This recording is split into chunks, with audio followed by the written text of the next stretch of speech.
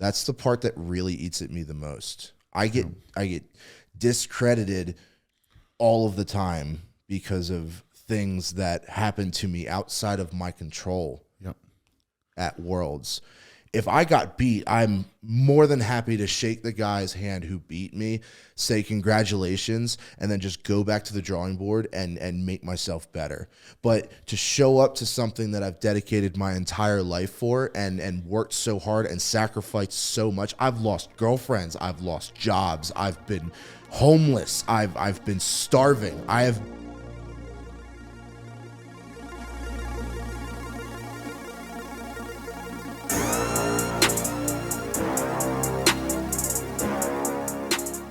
Welcome to the Shaw's Ring Podcast. I'm your host, Brian Shaw, and today I have got Mr. Evan Singleton. And for those of you that may not know, Evan has won 3 different Giants Live contests. Yep. So different podiums, kind of took the strongman world by storm a little bit. I will say. And yeah, man, it's great to have you out here in Colorado and have you on the podcast. So welcome. Oh, thank you very much. I appreciate the opportunity to be here. Yeah, it's been good, man. So we're out here for a training weekend, and part of the training weekend is we get to sit down and podcast. So I'm all for it. Going to be a lot of fun, man. So getting into your story, I want to learn more about Evan. I want to learn about your backstory growing up, what you were into, at a young age, what you were fascinated by, what you were intrigued by. So what was the first kind of love and passion, mainly when it comes to sports, but you can go in any direction you want with that, man? Well, obviously, being known as the T-Rex, dinosaurs are an interest of mine. Paleontology is an interest of mine. That was like my first ever real interest in anything. I saw the first Jurassic Park movie when I was like 3 or 4. I fell in love with it. Yeah. Well, I mean, I feel like that's a natural thing, though, for kids. Yeah. I mean, even my boys are into it. I was into dinosaurs. I'm not going to lie. Everybody's got a dinosaur phase. Oh, man, 100%. I was just that kid that never grew out of it. That's all right, man. You're still a big kid. That's fine. That's fine. Yeah. Oh, yeah. I get that a lot. So dinosaurs was first. Dinosaurs was first. Okay. Yeah. And still the last, apparently. Yeah. Well, I've found some other loves that I am pretty passionate about. Absolutely. Yeah. I would say my first athletic adventure that I really genuinely enjoyed was wrestling. I loved wrestling, and to this day I still love wrestling. I go to local wrestling tournaments. I still roll around on the mats every once in a while just to kind of keep that ingrained in me. Yeah. What age did you get into that? Oh God, I want to say I started wrestling when I was like 7 or 8. Okay. And so young. Yeah. Oh yeah, very young. Mm-hmm. And I wrestled all the way through middle school and then all the way through high school. That's great, man. What did you love about it? A lot of things, really. I loved the physicality. I loved the requirements that the things that it required to be a good wrestler. Like you needed to have stamina, you needed to be strong, you needed to know what you're doing, and all of that is essentially stuff that you work on your own. I like the responsibility of making myself a better athlete instead of team sports, for example. I was never a big team sports fan at all, playing at all, because if you don't do well, then, it was because that person didn't catch the ball or that person didn't block the goal or whatever it was. Everybody's got their role on the team, for sure. Exactly. And you know how it is growing up in sports. Not everybody's going to be on the same page. Some kids don't care about it as much. Some kids aren't trying. And then there's people like me, and it's people like you too, where if we're going to do it, we're going after it. We're playing to win. Absolutely. Yeah. So that's one of my favorite things about wrestling was the responsibility is on you, whether you win or lose. It's you. If you're not conditioned enough, if you're not good enough, if you're not strong enough, you're going to lose, and that's your own fault. Go back to the wrestling room and work on that and be better. Well, you can only look yourself in the mirror. Exactly. And wrestling is an interesting one. We actually put both of our boys into wrestling, just to give them that experience. Yeah. But also, I think there's a lot of takeaways. It was interesting. One of the coaches, when we got there, he said, and I loved it. He's like, look, this is gonna go against a lot of things in society, right? Yep. Especially right now. And I mean, it's a little bit different. I feel like even when you were growing up 100% to right now. And I loved it. I loved what he said. And he's like, hey, you're going to have to get into each other's personal space, and you're going to have to be aggressive. And it's not going to be a comfortable situation. And I loved it. I loved them getting into that and seeing how they were going to respond. And, you know, I think that there's a lot of takeaways in that. And you know, wrestling, I think you can learn a lot from it, like you said. And it's an individual sport. And, you know, I grew up playing more team sports, obviously getting into basketball, and you had your role. And I always looked at it as a individual battle. So I had my individual battle to win within that.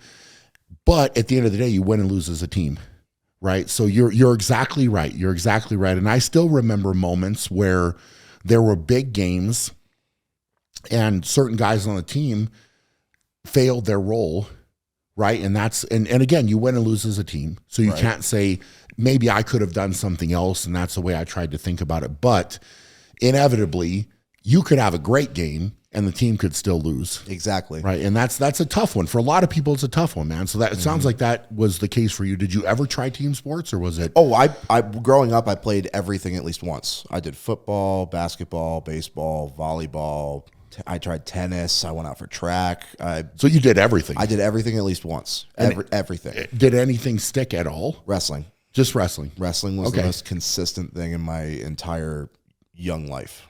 And awesome, man. I was perfectly happy with that. I mean, I was doing different styles of wrestling over the summer. I was doing all of my conditioning. I mean, I even went out for football my junior year just to use the conditioning that they were doing for my wrestling season. That's great. I didn't give a shit about football. I don't care. Yeah, but you were using that just to stay in shape. Exactly. That's awesome. That's awesome. So what size were you when you were wrestling? I mean, as you got through middle school and into high school, were you having to cut a lot of weight, or were you competing open? Just I was always a heavyweight. I was going to say, okay. I was a very chubby kid, and wrestling was a way for me to kind of learn how to defend myself a little bit. Makes sense. Yeah.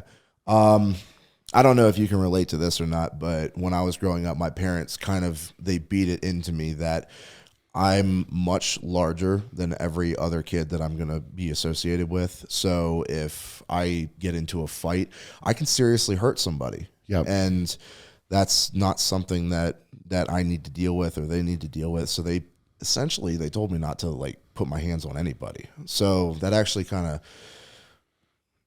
of stunted me a little bit as far as learning how to stand up for myself. And you know how kids are, man. They can be brutal. Smell weakness. Yeah, for sure. You could be the size of a full-grown adult in fifth grade, but if they know that you won't fight back, you're the biggest target. I was more told along the lines of, you're not going to throw the first punch, but if somebody does that, then you're going to finish it. Yep. So that was more what I was told. So I didn't really maybe have that same experience, but I understood that I was bigger, right? And because of that, I think there were certain kids that would inevitably try to pick on me a little bit more because I was bigger. So you'd have the much smaller ones, which you had to kind of then decipher, because it wasn't necessarily a physical attack; it was more verbal, of course, right? So it's learning to stand up for yourself, and even though they're just talking. I think I always tried to make them understand that okay, physically, if something was going to happen, especially as I got a little bit older, you would be in trouble, right? And I would, if you did something, I would finish it. So that they kind of had a line, I feel like, but there was teasing, man, and that's part of it. Is a little part of growing up, and I think that now. I'm certainly not going to condone bullying or anything like that, but kids are going to be kids, right? And through different experiences you have in childhood, it will shape you, it will mold you, it will make you stronger, and you have to go through some of that. And now I feel like, and again, this is kind of going back to the wrestling and the personal space, and doing things that are maybe not as socially acceptable. But, some kids might need to be told, hey, look, the teasing, a little bit of teasing isn't gonna kill you, right? It's Right. it's going back to what's the saying? Sticks and stones may break my bones, but words will never hurt me. I think some kids need to hear that more. Right? I agree completely.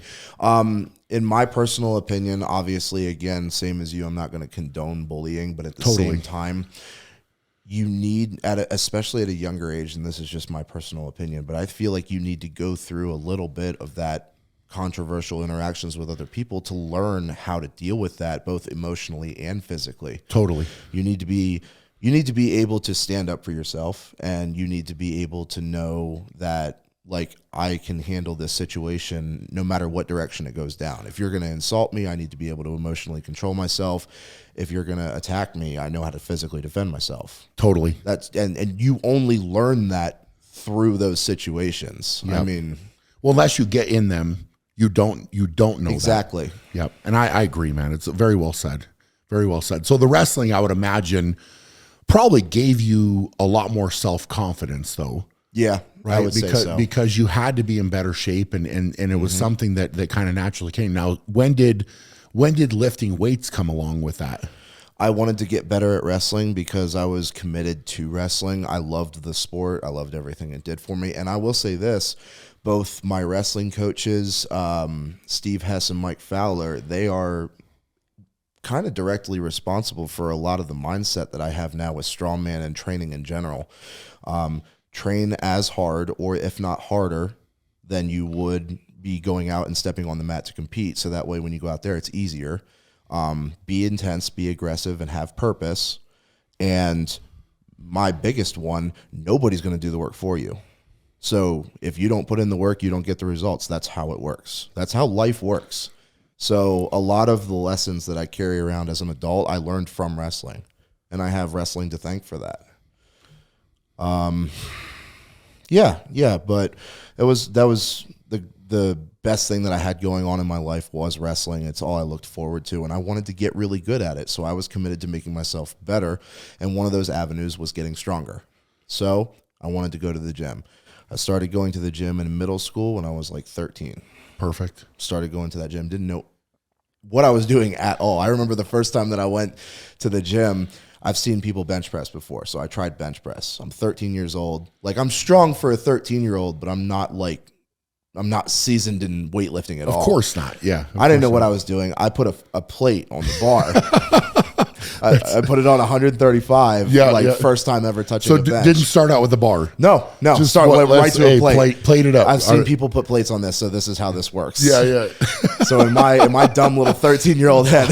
That's so awesome. That's so good. I get under the bar, I unrack it, and I get pinned. Spotter, no spotter. No spotter. No spotter. No wow. spotter. That's bold, man. That's bold. It was dumb. Yeah. Hey, fair enough.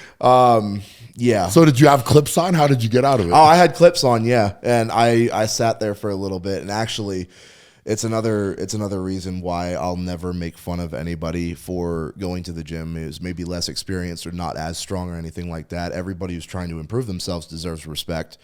There was a group of high school, I'm like 13 years old. There was a group of like 17, 18-year-old high school football players in the gym at the same time. They're on the bench right next to me.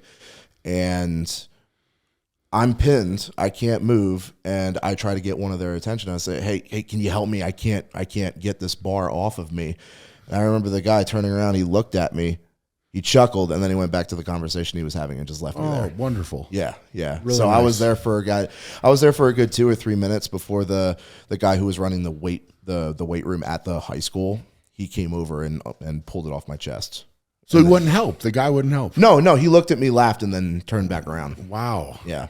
Man, yeah, that's exactly the wrong thing to do. Yeah, 100%. You know, especially you see a 13-year-old kid, it's like, hey, you could have had a much different approach there, which would have left you, I mean, it could have been a very positive interaction. Mm-hmm. Like, hey, buddy, let me help you up, and, maybe give a couple pointers or something if he had done it. Like, that could have been so different. Wow, that's terrible. Yeah, well, that helped shape my mindset to being a bigger and stronger person in the gym, trying to be more of a role model. Makes sense.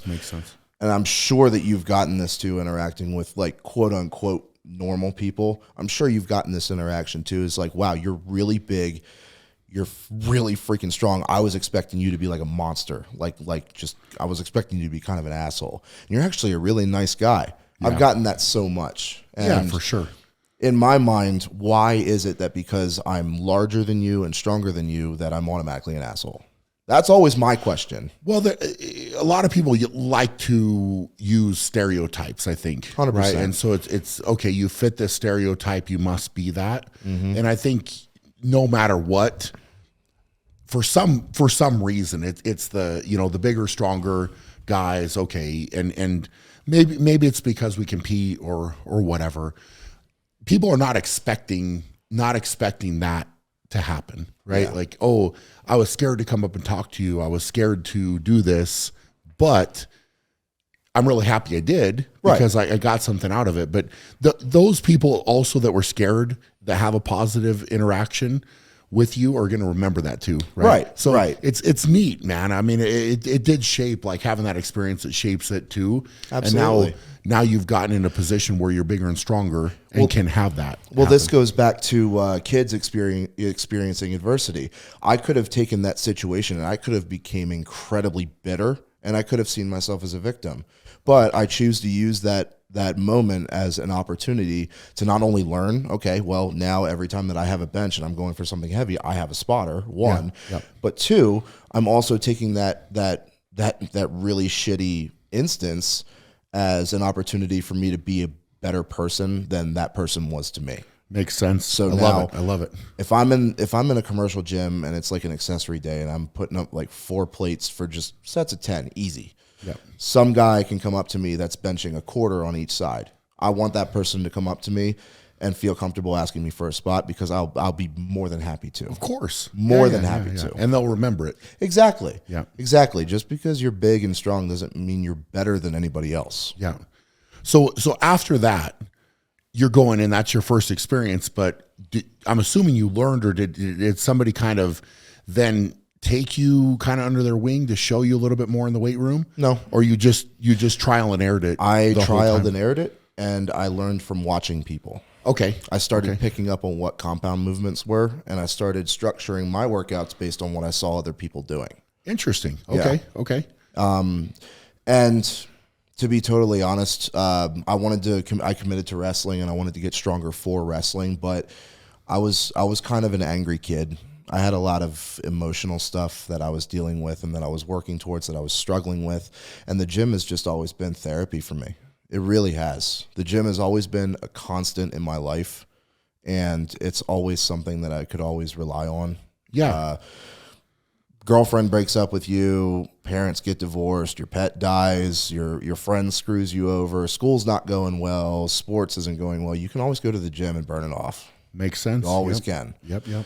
And it's actually funny because this was before I got to the point in strongman that I am. When I very, very first started, I would look up on YouTube motivational strongman videos, and it would be like 3-minute clips of just snippets of all the pros competing and training, like you, Z, Eddie, all of those guys. Yeah. And there's one, I don't know if you know, by McAville Motivation. Okay. He made one of you. Okay. And I favorited that video. It's still in my lifting weights playlist on YouTube. Okay. And you made a quote that said, at the end of the day, a 45-pound bar doesn't care if you have a good day or a bad day. It's just there to be lifted. Yep. And absolutely. Yeah, that's one of my favorite videos. I love it, man. I love it. No, I would watch that before I would go into the gym, and it would kind of help put me in the right mindset to go after my training. That's amazing. Amazing. I love hearing that. So with that being said, I mean, do you mind sharing what you were dealing with more? No, no. Because you said you're kind of angry, you're dealing with a lot, you're using that as an outlet, which is a healthy outlet, by the way. Yeah. And amazing. But I mean, was there other stuff kind of going on that was causing that? You know, I mean, it's and if you don't want to go, no, it's totally fine. I really don't mind talking about it. It's just part of the story. Yeah. Growing up, my parents worked a lot, so they weren't home very often. And also growing up, I have an older sister, and she had a lot of behavioral issues. Okay. I won't get too far into that because that's her personal business. But when my parents would come home from work, they would have to deal with her, and they would have to try to control her and keep her in check. Growing up, as far as rules went and as like being a child was considered, I was a very good kid. I followed the rules. I did what my parents said. I tried to be good, and I guess indirectly that made it easier for them to put more focus and attention on my sister going through issues. And like, Evan will be okay. We'll just get him like a video game or something, and then he'll go fuck off in the basement for the rest of the night while we take care of my sister. Gotcha. So she was kind of demanding that attention. So instead, you didn't get any attention, right? Basically, like, okay, just do your thing, whatever. Yeah, like they would get which into sucks. I mean, that doesn't. Yeah. No, they would get into like screaming matches and physical altercations and stuff like that, and I would just go into the basement with the family dog and just play my video games and try to tune it out. And it's not the most fun thing when your like 11-year-old son doesn't want a new video game or a new toy or anything. He just wants a little bit of time with you. Of course. That's horrible, man. Yeah. Absolutely. It is what it is. Yeah. It's just the cards that you were dealt. Yeah. So, and again, like I could have taken the easy route and just played victim, but of course I chose to do something further. I choose to better myself. That's why I got thrown into wrestling. That's why I got thrown into the gym. It's why whenever I put my mind to something, no matter what it is, I'm tunnel visioned to that idea. Makes sense. I was like that for wrestling. I was like that for bodybuilding, WWE, strongman, everything that I do. Yeah. I'm all in. Yeah. No, it makes sense. It makes sense, man. I appreciate you sharing that. No, of course. I mean, somebody out there is going to listen to this and say, hey, I'm kind of in that same situation. Mm-hmm. Right. And I think sometimes we don't realize how impactful that can be to people that are either going through it or have gone through it. Mm-hmm. Right. And maybe they didn't take the exact same path that you did and have the wrestling outlet or the lifting outlet or whatever to kind of channel that emotion, because we all have emotions. Of course. At the end of the day, we all have emotions, and some are good, some are bad, some are in between. And you have to figure out how to tie into those and use those. And again, like you said, you're saying it very well. You're not going to play the victim card, right? I refuse to. Exactly. And you could have, and so many people do, right? Oh God, it's the go-to nowadays. Yeah. And it's ridiculous. So it's neat that you're coming out. So like somebody listening to this could take that away. And that's awesome. So you're using the gym as an outlet. You're wrestling. You're in high school at this point. Do you have aspirations of going to college? I did originally, but during this entire time, I was also infatuated with professional wrestling. Okay. Like I loved watching it. So you're already real wrestling in a way, but now it's like, hey, all right, makes sense to me. Yeah. I mean, a lot of the criteria for professional wrestling is having an athletic background, especially in amateur wrestling. Those guys get looked at by the bigger companies. Okay. And I was infatuated with it. It's what I wanted to do. So, and keep in mind that I got to the point in my wrestling career, my amateur wrestling career, I was nationally ranked. I was going to states. I was doing all of this stuff. I was very good. Sounds like it. Yeah. I think I went 26-0 my senior year before I went to that's districts. Great, man. Yeah. That's great. Where were you at? What state? Pennsylvania. So it was a hard wrestling school. Yeah, I was going to say they're known for wrestling. Mm-hmm. Yeah. Penn State wrestling is no joke. And it's actually funny because I was offered a scholarship to Penn State to be their heavyweight wrestler. Really? I was offered. And you turned it down? Multiple scholarships. Penn State, Rutgers University. Wow. I was offered multiple full ride scholarships. Did you consider it though? I totally considered it, yeah. Yeah. But I'm not the type of person that ever wants to have to say, what if I would have I pursued that? What if I would have just dropped everything and just pursued my dream? Okay.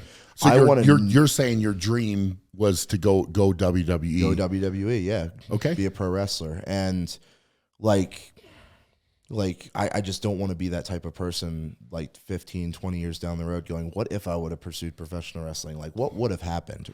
Wonder how far I would have made it. Yeah. I would rather know that I can't do it than wonder if I could. So out of curiosity, do you feel like if you would have taken the scholarship opportunity, do you feel like the WWE door would have closed? Yes. Okay. Why do you feel that way? Because that's a once in a lifetime opportunity. So did they approach you, or how were you given that opportunity? Well, after I graduated high school, I committed to a year of pursuing professional wrestling, and if I wasn't getting any traction with that, then I would go back to college. Okay. I would get a degree. So you potentially had that that outlet. Yeah, I had a plan. That makes sense. Okay, Yeah, I got you. I tried to play it safe with that because I knew that it was wild trying to pursue something like pro wrestling. Okay. And yeah, so I found a wrestling school, and unfortunately, it was in Philadelphia. It was the closest wrestling school I could go to that had any kind of credibility to it. It was CZW Wrestling. And I was living in Lancaster City, where I was born, Lancaster, Pennsylvania. So I was making the trek from Lancaster to Philadelphia, and then Philadelphia back to Lancaster 4 times a week, and that was about an hour and a half drive. Each way. Yeah, one way. Okay. So 3 hours of driving 4 times a week. It's a lot. Yeah. Yeah. And a lot of people don't know this. I actually never had a live wrestling match in front of a crowd until I got to WWE. Interesting. Yeah. So that was all just school. That was all just school. So you're Training, learning learning moves and Yep. how to move in the ring and some of the persona. I'm imagining like a little bit of that stuff. Yeah, developing a character and, Okay. and all of that good stuff. And one day when I was training in Philadelphia, somebody came up to me who's friends with, he said he was friends with the WWE talent relations.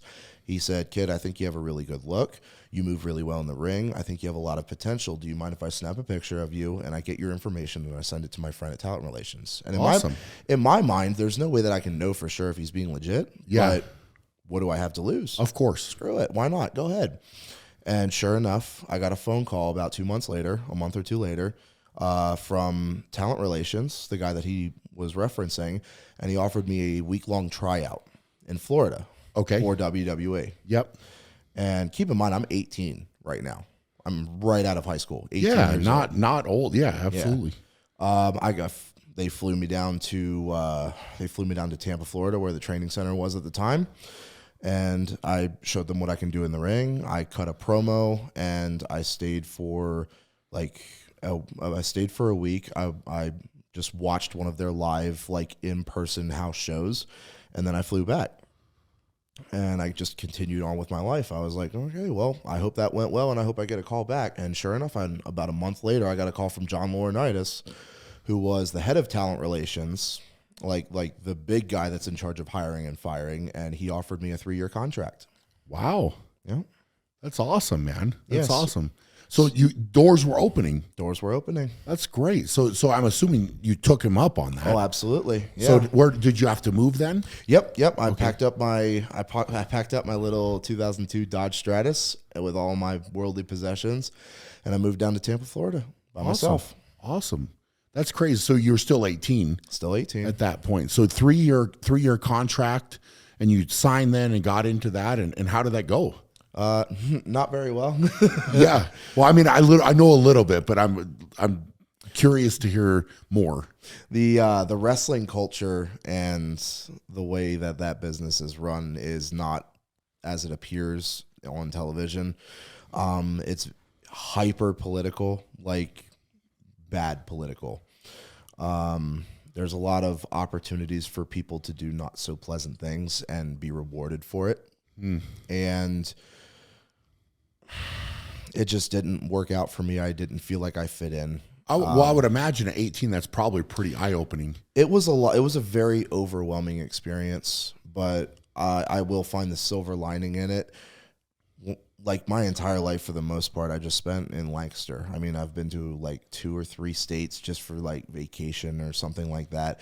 And I didn't have a lot of worldly experience. And I went from that quote unquote bubble life that I had in Pennsylvania to completely on my own and by myself in Florida, dealing with all of this stuff. I learned a lot about how the world really works.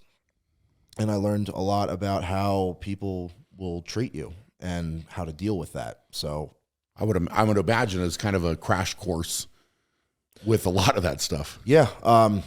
essentially one of the biggest lessons that I learned from WWE was just because you're a good person doesn't mean the world will be good to you.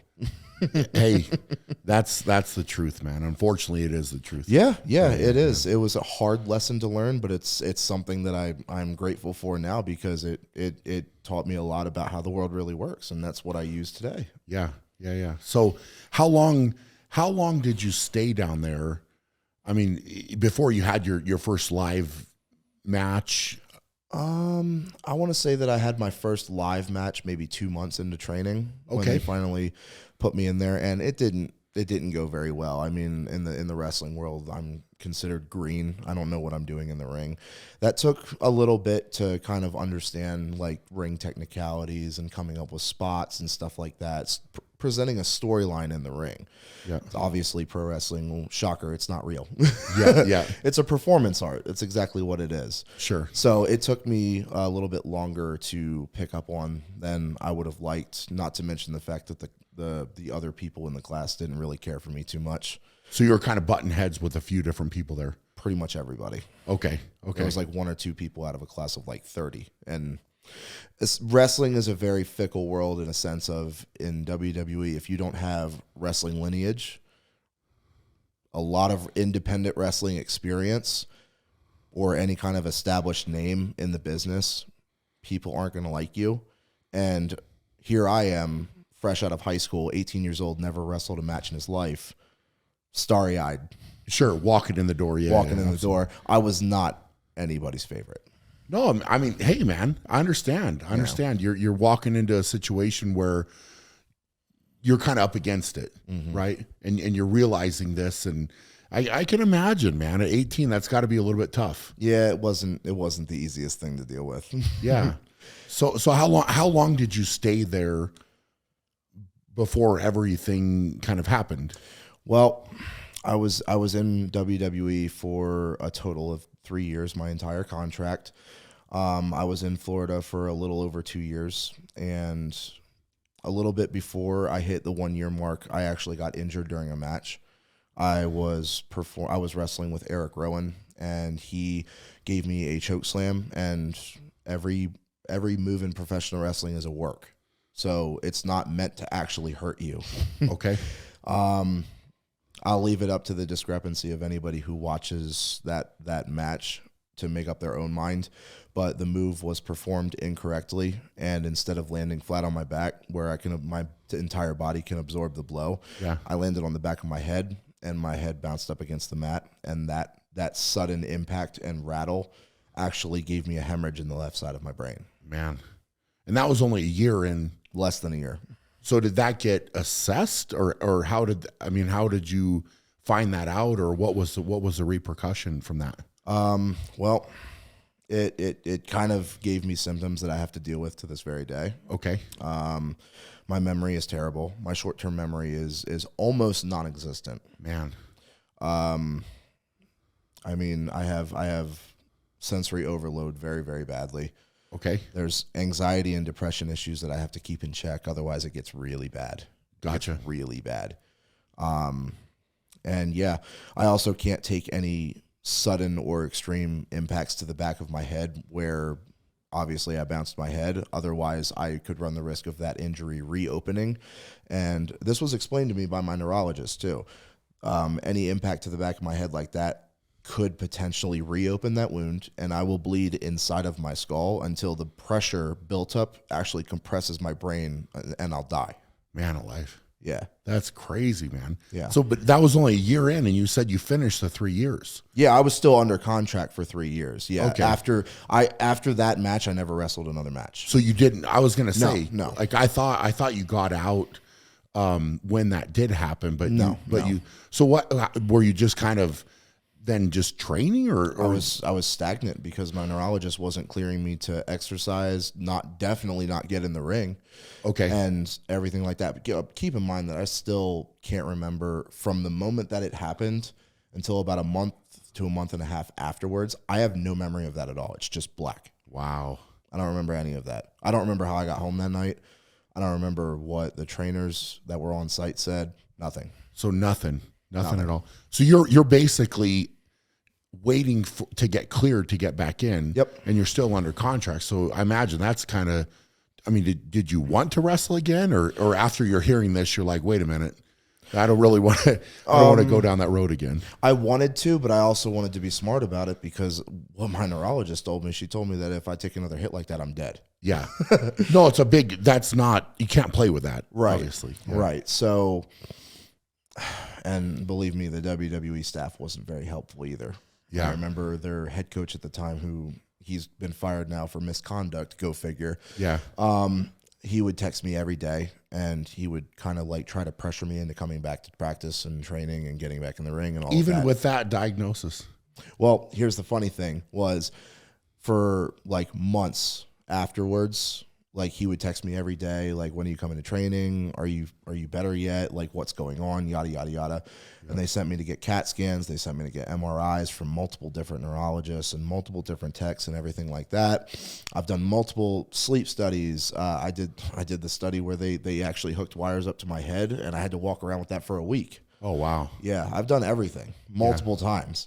And when I finally got the diagnosis about the hemorrhage, I remember texting the head coach and said, they just confirmed that I have evidence of a severe brain injury. It was a hemorrhage in the left side of my brain. And his exact message back to me was, oh, okay, rest up soon. And that was all he said.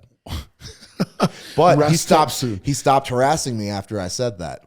So he knew what was going on. He knew that if he pushed that envelope, that could be bad for him. Yeah. So what, at that point, what happened? Because I'm imagining you're probably in pretty good physical condition. No. Not at that point. No.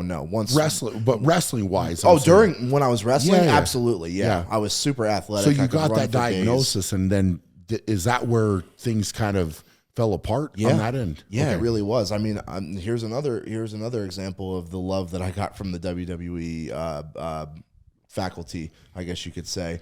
I wasn't cleared to exercise. My neurologist was very, very clear that she is very concerned about any kind of strenuous activity would put pressure on my brain, and I could have difficulties from it. No exercising at all.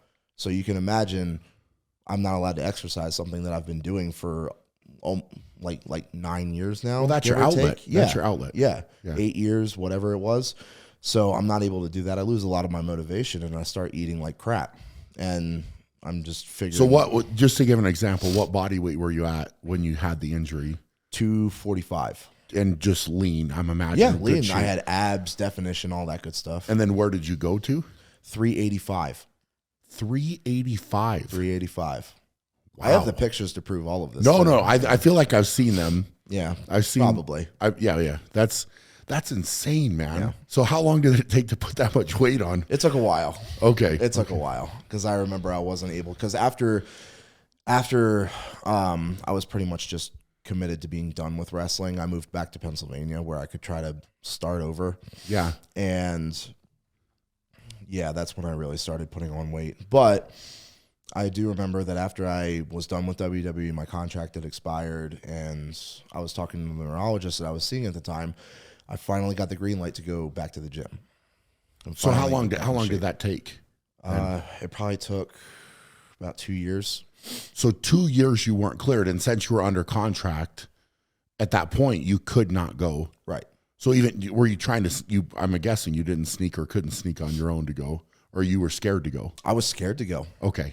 I mean, at this point in time, when the neurologist first told me that I could die if it happens again. Yeah. And she also told me something else. And keep in mind that I'm a 19-year-old kid who thinks that he's living his dream of being a pro wrestler with the WWE. And 19 years old, I was told that the symptoms that you're experiencing right now, you'll probably have for the rest of your life. And wrestling probably isn't going to work out. Yeah. So I was devastated. Of course you're devastated. I was devastated. Absolutely. That broke my heart. Well, to put it lightly, man, you put everything. I mean, people need to understand, like that's not a small thing. It's not a small thing. You put this dream into action. Everything seems like it's working out, right? You move to another state, pick up everything, go. the stage is set, right? Like you probably thought this is going to be my career. I'm going to make this work. And you went 100% into it. So to have that happen and have it be pulled away, taken away, right? It is a tough moment. So, it sounds like you very much then spiraled into a bad spot because not only is wrestling gone, working out is gone. Yeah. And you're putting on a ton of weight, which probably made you feel like crap. Well, at the risk of taking this into a darker direction, this is actually where I got close. This is around the time where I got to my first suicide attempt. Yeah. Yeah. That's so around that time when you're 385 and you're just, I'm imagining you're just not seeing a lot of direction to go. Right. I felt the way that I remember it is I remember feeling like I was living in purgatory. I didn't know what was going to happen next. I didn't know where my life was going. I didn't know when I was going to get cleared to do anything again. Yeah. I'm being kind of harassed by the trainers at WWE. Like I just, the morale was at an all-time low. Man, that's crazy. So how, I mean, if you don't mind sharing, what was that, or what was your plan, or like what, I went to the Tampa Bay bridge. That was it was connecting between Largo and Tampa. I went to the middle of the bridge. I got out of my car and I got on the side of the bridge and I was about to jump off. Wow. And what happened? I had to get stopped by the police. So they just happened to be there and pull over? No. I didn't get out of my car and just try to jump. I was standing on the edge for a while. And somebody called the police. Gotcha. There's somebody on the bridge. Okay. So they come and stop you, which is good. Yeah. And then, I mean, did that moment going through that, did that scare you? I mean, how did you feel coming out of it? Because a lot of people will go to that point, right? And you're kind of on the brink of doing something like that, and you'll have see something, or your life will kind of, you're in a spot where it's like this is a final chapter potentially. So coming out of that, how did you feel, or where did you go in your head? Or it's like the police stop you. It's like, man, I'm glad I didn't do that because now I am going to go in this direction. Or, I mean, how did you feel coming out of it? To be honest with you, my first thought when all of the commotion settled down was, now what? So it wasn't that moment. You didn't have that moment then. No. It was kind of like, oh crap. Okay. Well, that moment didn't come until the third attempt. So this is something you're down the rabbit hole. When I was a young adult, I had a lot of problems, and I had a really hard time struggling to find a reason to live. I felt like I was alone all the time, and nobody genuinely gave a shit about me. Yeah. And just the overwhelming feeling of never feeling like you're good enough. That's a reoccurring theme that I've had for a lot of my life, was just constantly feeling like I'm not enough. Yeah. That's man of life. So what happened with the third attempt then?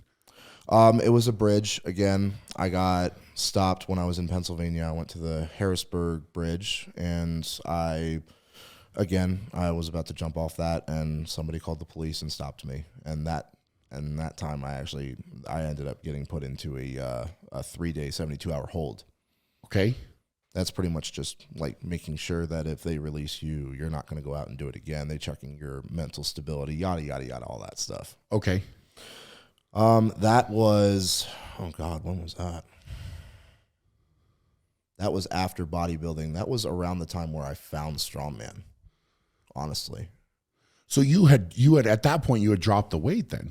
Yes. Oh, sorry. Yeah, I'm getting way too far ahead of myself. Okay. So I was gonna say, So go down that path, because I want to know how you dropped the weight. But that, because 385, you were, I saw the bodybuilding pictures, man. You got pretty shredded. Oh yeah, I was at like 4 or 5% body fat. Okay, so what prompted that?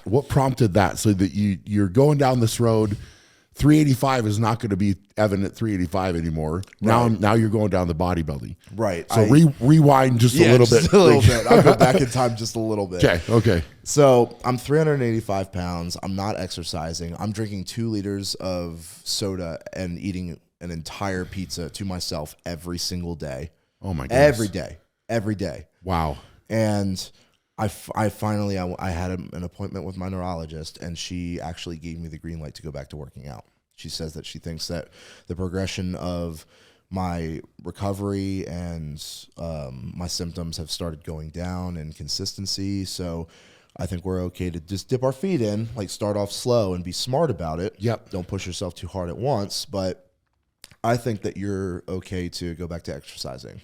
And I remember coming out of that appointment going, I was just thinking to myself, I hate the way that I look. Yeah. I hate looking at myself in the mirror. I really do. Because I'm 385 pounds of mashed potatoes. I hate it. I hate it. Totally. Well, especially coming from where you were. Yeah. I mean, you're a in shape, competitive wrestler. Yeah. And you go to 385. So I imagine that green light has to feel good. Yeah. Oh, yeah. That was at that exact moment when I left that appointment. I thought, I hate the way that I look. I'm going to like the way that I look in the mirror again. I'm going to become a bodybuilder. So out of that appointment, that happened. Exactly. Crazy. I went to the gym later that day. Okay. And I rediscovered my love for lifting weights and all that good stuff. That's insane, man. Insane. So I'm going to be a bodybuilder. Boom. Oh no, and it wasn't just that. Like when I committed to being a bodybuilder, I was like, I'm going to go all the way to the Olympia. Okay. So, and that's a evident 385, not good 385. Yes. Okay. I'm going to get super lean. I'm going to commit to being a bodybuilder, and I want to be one of the best bodybuilders. I love it. Well, again, it goes back to the theme. You're going to go all in. 100%. Right? So you're not just, so how long did it take then, or what was that process like, dropping the weight and getting into that? That was, in layman's terms, hell. I can honestly only imagine. You probably felt like crap. Yeah. Oh God, it was awful. Yeah. I was doing 2 hours of cardio every day on top of 2+ hours of weight training every day, every single day of the week, 7 days a week, no rest. Crazy. I got my diet in check, and then I found a bodybuilding coach who showed me how to pose, and he showed me how to train properly as a bodybuilder, which I'm actually, in retrospect, I'm very thankful for, because a lot of that training that I learned in bodybuilding, I actually instill in my training now for strongman, because I feel like mind to muscle connection is something that's not talked about very often in strongman. Yep. But it's something that helps me a lot. Makes sense. Yeah. But I think it's important. I mean, you're right. It doesn't get talked about a lot, but I think having that connection and understanding what should be moving and how you should be feeling, it is important. Yeah. And we don't need to necessarily go down that, but how long did it take dropping the weight before? Because I can't imagine you're going to opposing coach when you're not when I'm looking I'm looking like chunk. No. No. So you had to get in pretty good shape, I would imagine, before you got in that room like that. Yeah, it took me about 8 months. Wow. Took me 8 months. So 385 to what? 240.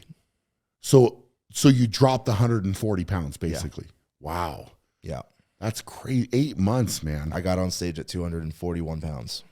That's insane. In 8 months. 8 months. So you obviously dove in head first. 100%. That's crazy. When I said I was going to do it, I'm committed to it. You're going. All right. So now we're back to the 240. Okay. On stage bodybuilding. So did that make you? It had to make you feel better about yourself. The way that I looked, absolutely. Yeah, but you had more demons, obviously, that you were dealing with. Yes. There was still the never enough feeling and all of that good stuff. And I've had issues with relationships because, like, I go too far one end, and then I try to make up for that by going too far to the other end.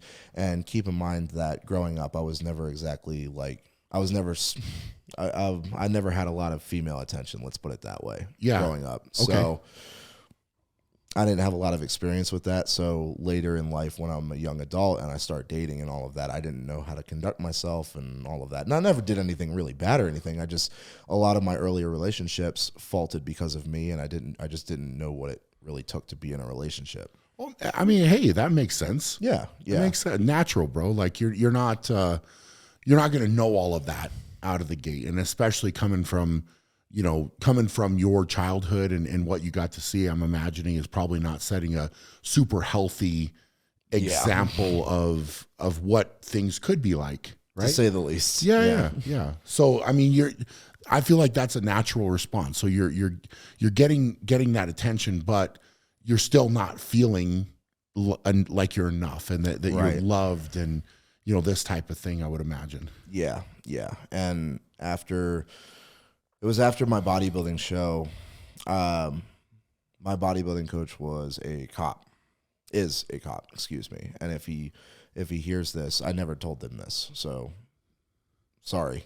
I apologize for this. I didn't do anything, obviously. So, but my second attempt was actually, I went over to his house, and we just discussed bodybuilding, training, and all of that good stuff. And when he went to the bathroom, I actually stole one of his guns. Really? Yeah, because I was going to take it home and kill myself with it. So that conversation wasn't good then? No, that conversation was good. I was going into that conversation with the mindset I already knew. Wow. Yeah. That's crazy, man. Yeah. I mean, it's what's crazy is to go through that type of transformation and be that driven physically, right? But still be thinking and dealing with something that's so bad on the inside that you're still in that direction, and it's eye-opening, man. I mean, it's eye-opening to me to hear that, because I would think like, okay, now you're feeling better about yourself. That maybe is in the past, right? So you do that. Did you go forward with taking the gun, or you didn't? Oh, I stole the gun and everything. Yeah. Okay. I stole the gun and everything, and I had that gun pressed against my body for the better part of an hour and a half. Wow. That night. And so what's going through your head at that moment? Or what did you see, or what did you think? As far as the motivation to do it? Yeah. Well, I mean, what's going through? Because obviously you didn't do it. Here you are right here. Right. Right. So what stopped you from doing it? This time I managed to talk myself out of it, because I honestly don't know. There was a voice inside my head that just said, if you quit now, you quit. You're done. It's over. You don't get a second chance. And that's when I really started contemplating all the things that I've been through, and then thinking about all the potential things that I could achieve. So I ultimately talked myself out of it. I think I went to his house like the following day or the day after that, and I just like asked to go to the bathroom, and I just tossed the gun in his bedroom and returned. So he never really knew that. That's insane, man. That's insane. And I don't think anybody knows that story, actually. Yeah. To go through that, and to be thinking those type of thoughts, that's deep. Yeah. It's very, very deep, man. Very deep. And to not do it, there has to be a voice, there has to be something else going on. You're having those real things, and like you said, it's a final thing. There is no second chance. There is nothing else at that point, right? Mm-hmm. So to think about what you could achieve, what you could do, that's a great way. That's a great way to go forward. Yeah, I would feel like, and I'm thankful you didn't do it, because here you are, man. Of course, right?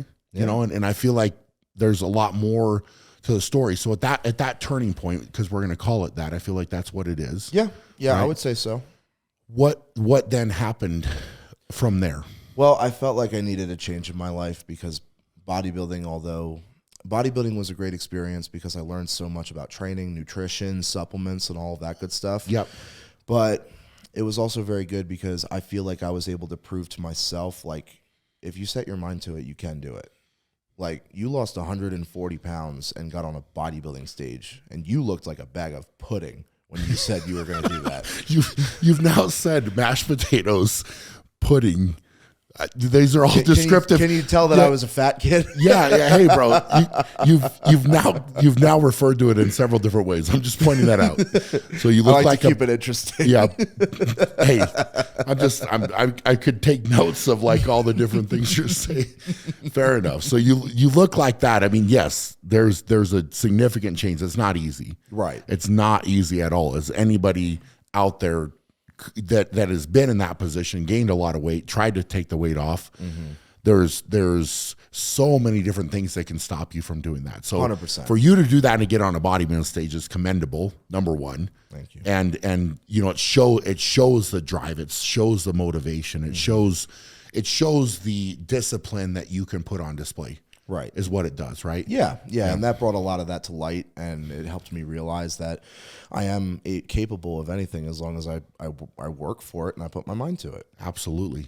So I remember I'm in Lancaster City and I'm looking for a different competitive outlet because I'm a lot like you. I have that competitiveness. I need to not only be doing something physical, but I need to have a goal to work towards.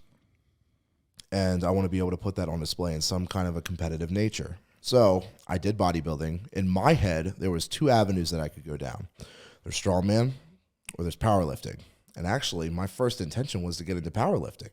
Interesting. Because powerlifting, if you look at it from the surface level, it's 3 things. Squat, bench, deadlift. It is, yep.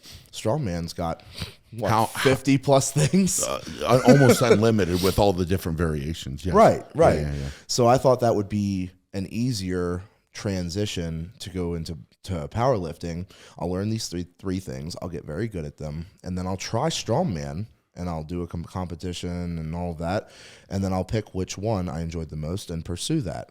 So why did you stop bodybuilding, though? Did you not enjoy the it? diet. The diet, okay. Oh, God, the diet. Because you're saying you were, originally you said that you were going to make it to the Olympia. Yeah. Right? So you couldn't take the diet anymore. No. I realized that it wasn't, I know that I committed to getting to the Olympia and all that good stuff, but I realized that bodybuilding wasn't for me because I wasn't happy doing it. Fair enough. Yeah. Fair enough. I mean, and going through it, you'll learn that quickly. 100%. Yeah.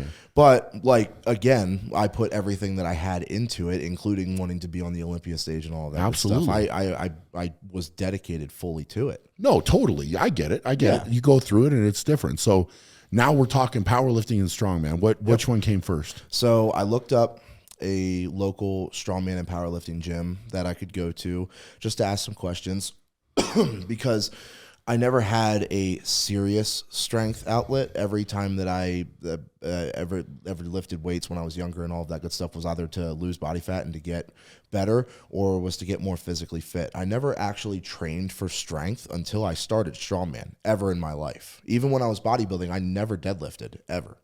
Well, it makes sense. Yeah, exactly. Yeah, for sure. So I looked up a local powerlifting and strongman gym. And it's still my original home gym, Lancaster City, McMillan's Strength and Powerlifting. And I went to the gym. I got a tour of the gym. I met up with the owner, Rick, and I talked to him. And there was somebody there training log while I was taking my tour. All right. Just low-level amateur competitor. And in between his sets, I went up to him, and I asked him a couple questions about log and strongman in general. And he actually invited me to come in and try log with him, which is awesome because at this stage of my life, being so just completely committed to just the gym in general, I always had my gym bag on me. It was in my car. That's awesome. He invited me to jump in with him. I was like, so you did it right at that moment. Yeah, I jumped in there. That's awesome. There. Yeah, that's great. I jumped in there right there with him. I had my little Vallejo Walmart weightlifting belt. Yeah. And my Walmart wrist wraps, the black and yellow ones. Yep, there you go. I jumped in with him, and I actually ended up hitting a 300-pound log. Did you really? Yeah. The first time you touched it? First time I ever touched the log, I had a 300-pound log. That's crazy. And what age is this? This is 24. 24. Okay. 24. Yeah. Okay. So you're coming off of bodybuilding, you know, obviously have trained, but like you said, you're not training for strength. You're not training for power. You're training to look good. Right. And you haven't really done any of this. So to hit a 300 log the first time is crazy. Yeah. That's awesome. I enjoyed it.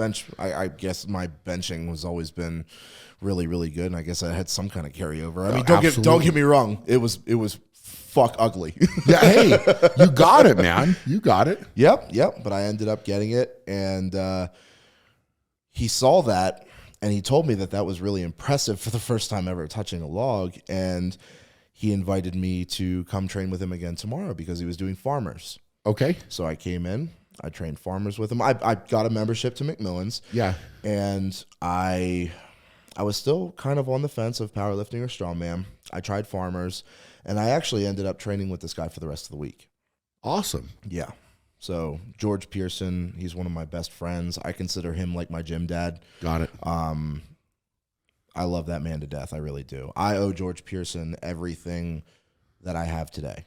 That's awesome, man. Yeah. That's super cool. Yeah, I love it. It's like pieces. That neat moment to go full circle from the first time you're walking in a gym doing the bench and that guy looking over and saying, I'm not going to help you, to you walk in this gym for the first time and he invites you to come train with him. and I'm guessing started to show you different things to do and how to do them and how to approach it. Yep. So did the powerlifting meet ever happen? Nope. That's the question. It didn't. Okay. Nope. I want to say about a week and a half to 2 weeks into training strongman, I was like, found it. That's it. I found it. I love it. I don't need to try powerlifting. I don't need to go back to bodybuilding. I found it. That's it. Yeah. I love it.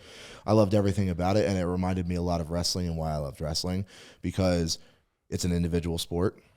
If I go into a competition and I don't perform, then I examine my performance, I find out where I lacked, and then I go back to the gym and I work on that weakness and I make myself better.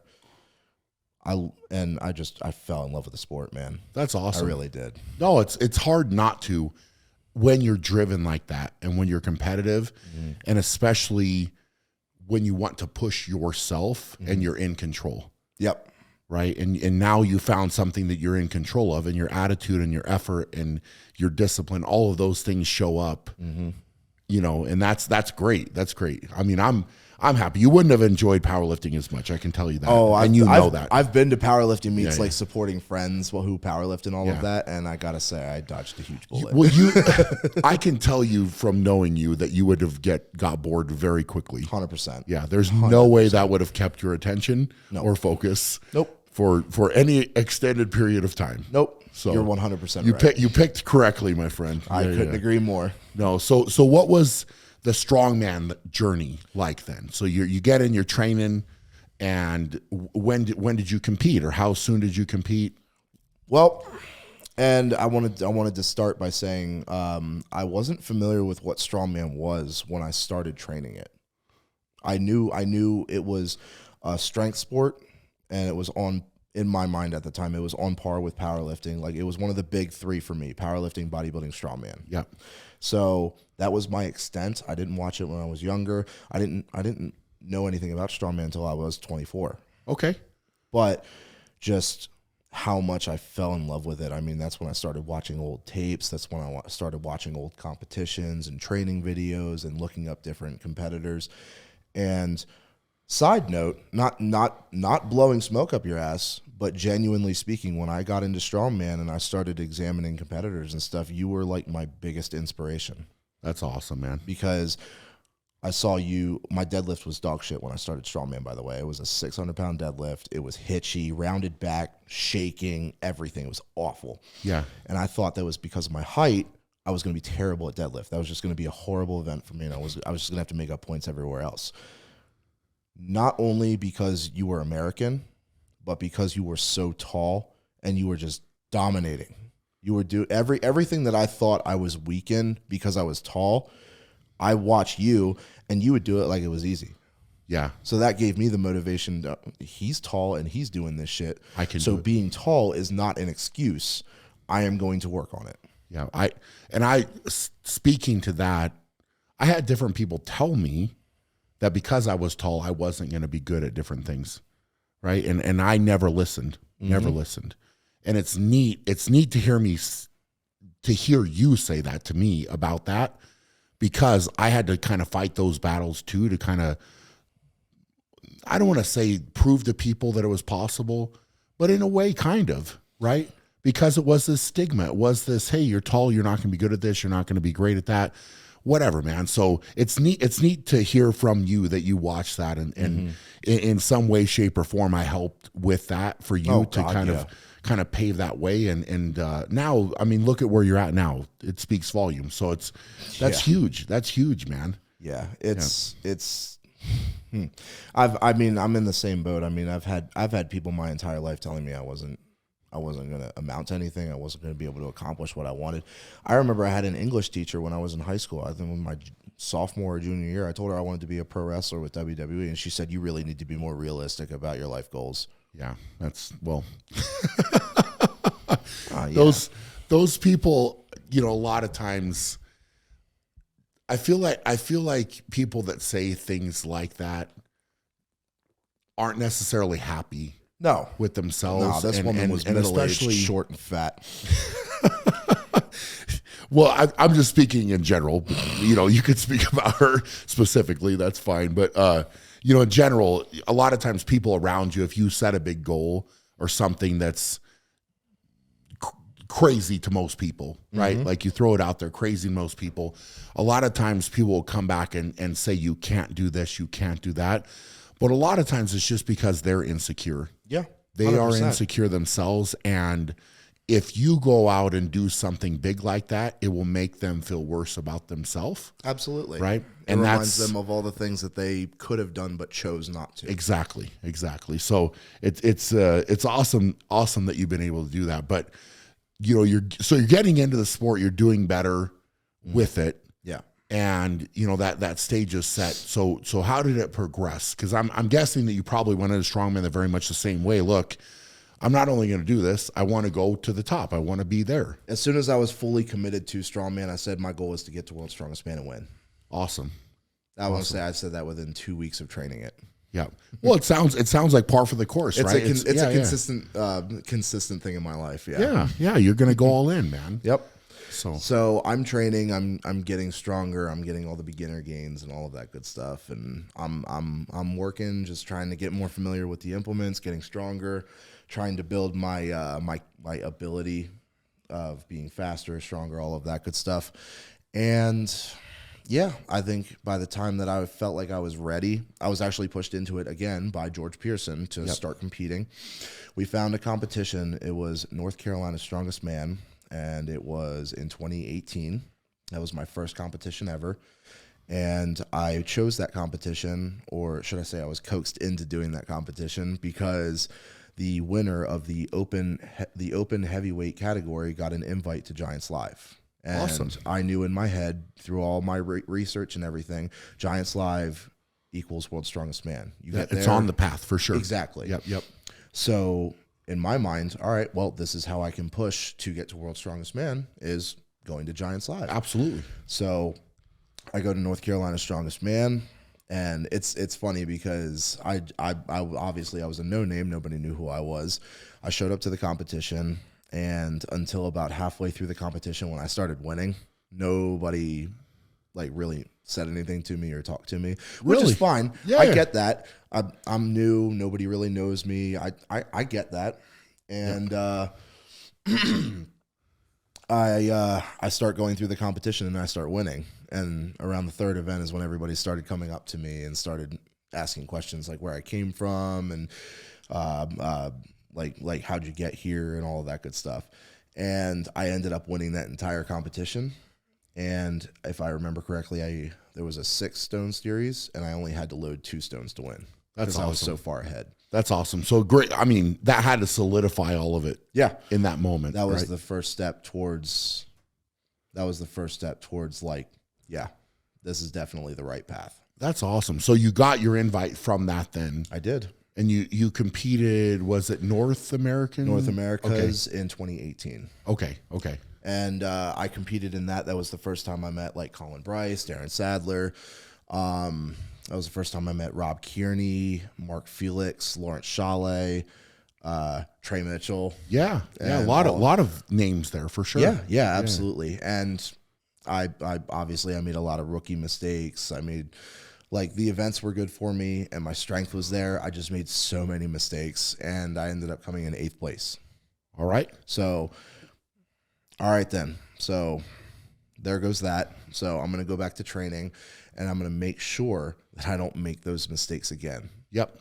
I can promise you one thing. If I make a mistake in a competition, I'm not going to make that mistake again. 100%. I'm not. 100%.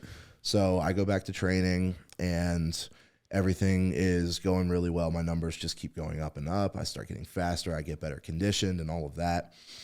And a decent amount of time goes by, and I'm offered a wild card invite to come to Giants Live in 2019 to do the North America, same show. Martinsville, Indiana in 2019. I'm offered the same opportunity. And I went there and I won. That's awesome. So a year later, come back and win. I won. Yeah. That's killer, man.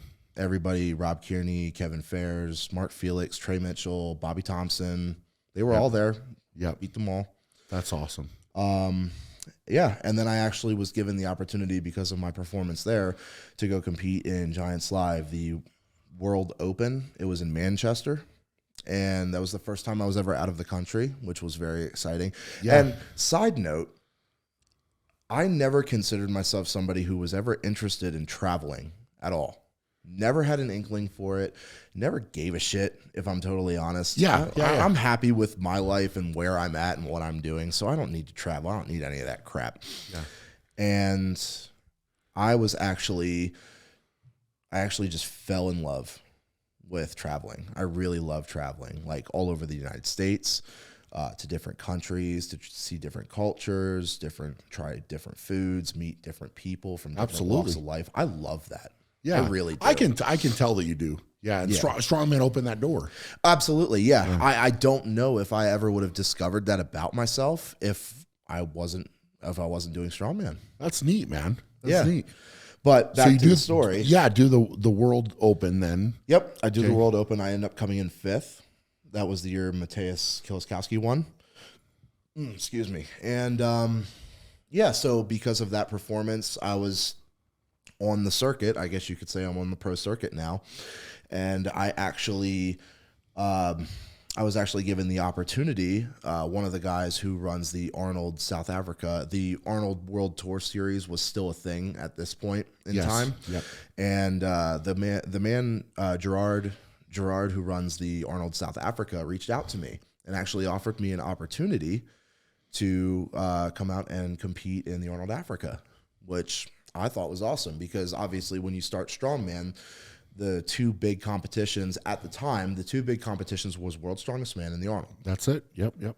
So I was like, absolutely, this is just another path for me to go to get to the highest level. So I went to South Africa, Johannesburg. I had a great time. I competed against Alexei Novikov for the first time. I want to go on record because this is like my 3rd or 4th competition at this point on the pro circuit. Well, yeah, on the pro circuit. And I beat Mateusz Kieliszkowski and Alexei Novikov on a 400-pound farmer's walk and a truck pull. That's awesome. I got them both. So that's awesome. I'm proud of that. That's a feather in my cap. You should be proud of it. 100%. Absolutely. I ended up coming in 5th overall, which is totally fine. I was still just kind of wetting my feet in the pro circuit. It was the first time that I got to meet Arnold, which was really cool. Yep. Obviously, the story you hear 100 times. Like, I grew up watching his movies, and he was an inspiration for the gym, all of that good stuff. Yep. So that was pretty cool. That was something to check off of the bucket list, too. And after that, I actually was given the opportunity, because of my performance there, I was given an opportunity to perform in the Arnold Canada, the Warwick show. Yes. Yeah. Good show. Yeah. Oh, I loved that show. I had so much fun doing that show. Yeah. That was a hard show, but it was awesome. It's great crowd up there, man. The crowd was so good. Yeah. I actually ended up coming in 3rd in that competition. So you were progressively getting better. Better and better. Yep. That was my first Arnold podium, and I was super happy about that. And then after that, it was pretty much just trying to get ready for World's Strongest Man 2020. Yep. Yeah. Now you were at World's Strongest Man in 2019, though. Yes, I was because of my performance in North Americas. I was actually given the opportunity to come to World's Strongest Man as an alternate and an equipment tester, and that's when I got to meet you for the first time. And I still love that story. I've shared that story like 3 times this weekend already. Yeah. Well, do you mind if I share it again? Please, because man. I want to put spotlight on a really important, I would say, pivotal moment in my strongman career. So this was the first time that I've got to meet all of the really, really big names. The first time that I met Thor, Eddie Hall, like all of the guys. And this was the first time that I met you. Now, I haven't seen you since the competition started, and like obviously, like I'm not trying to be like that, like fanboy essentially, because you're like Brian Shaw, and I'm like first year at World's Strongest Man equipment tester. Nobody, of course, yeah. And I didn't want to be anything that could potentially disrupt your process for competing at World's Strongest Man. So for the most part, every time I saw you, I just kind of kept my distance and left you alone.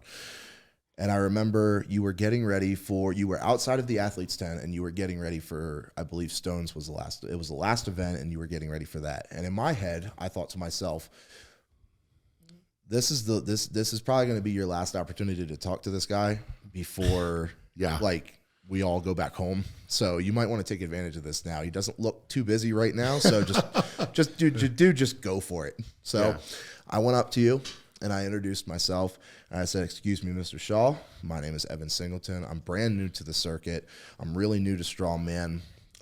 If you don't mind, if you have a second, if I could just ask you, what kind of advice would you give to somebody in my position? I'm still very new to this sport. I'm still learning the ropes of competing and training and the events and everything. This is a brand new world to me." Yep.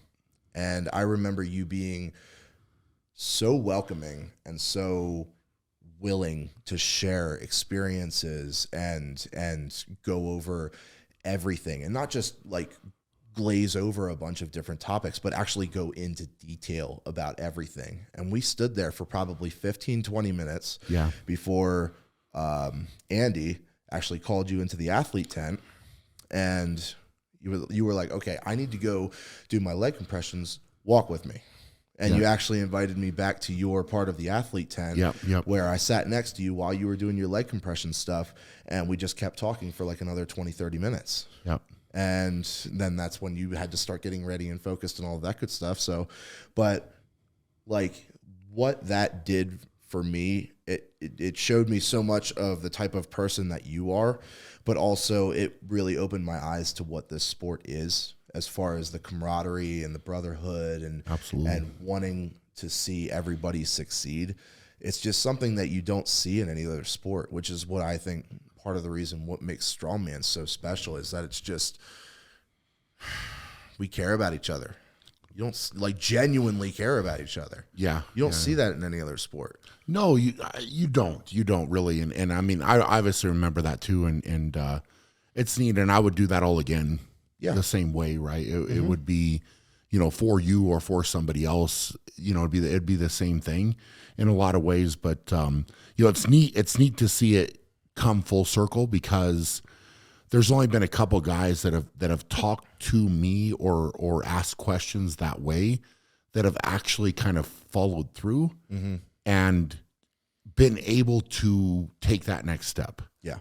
Right. And you're one of those guys that did that. And I can only think of a couple where I met somebody that was kind of in that type of situation, and then they were able to kind of take the next step. And it's neat for me to be able to have those moments, because I have those moments, but to like for you to kind of pay the compliment back in a way. It's like you took what I said and listened, and part of the reason I spent so much time with you there was I could tell that you were passionate about it, and that you were thinking about what I was saying, and it was genuine, right?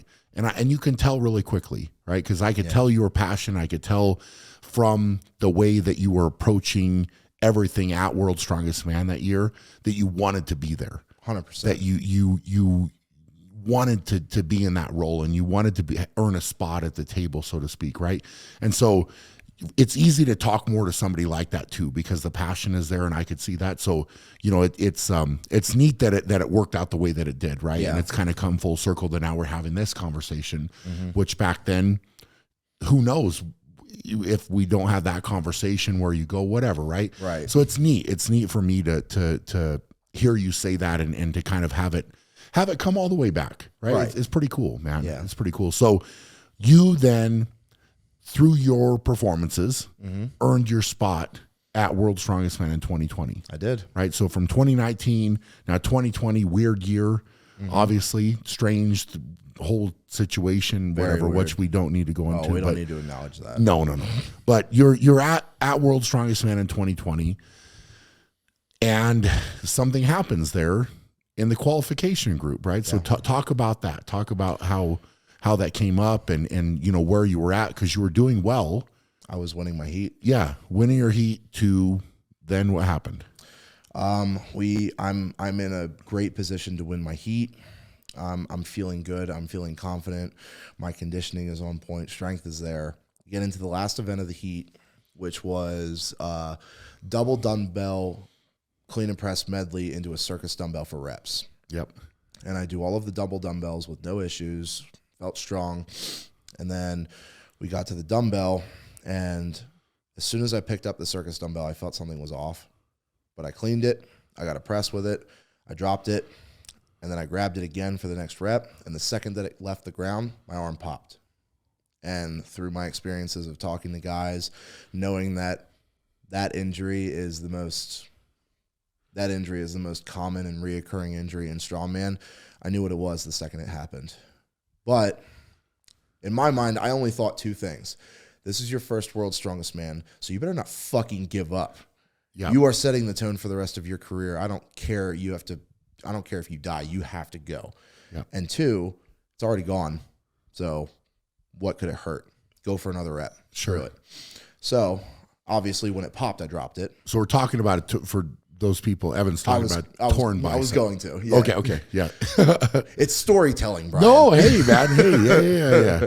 Most common injury, you're dancing around it without saying it. That's yeah. But obviously I felt that first pop. I dropped it.